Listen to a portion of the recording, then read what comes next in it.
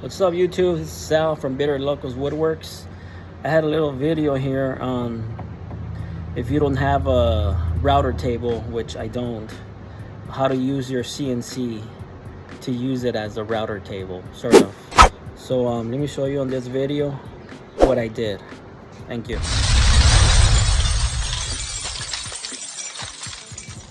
Alright, so this is what I'm trying to accomplish. You know, when you cut shapes on your CNC and you use the tabs. So see, I'm trying to remove that.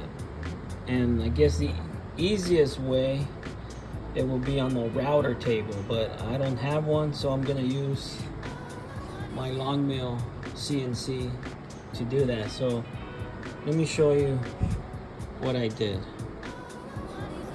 Alright guys, so you're gonna need one of these bits. Sorry, I don't know the name of this, but it has that little rail where the wood is gonna slide. See what I'm saying? So it's only gonna take whatever is off the wood right here. So this is the bit we're gonna use. That's what I have in there. It's just a smaller one.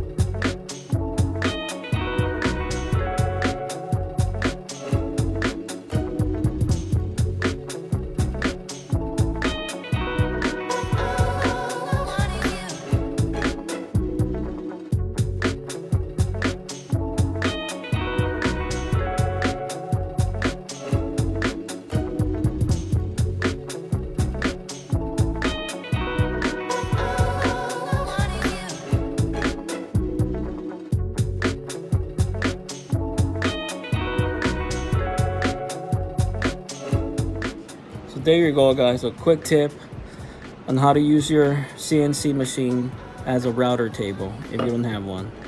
Thank you guys. Please subscribe and follow, and thank you.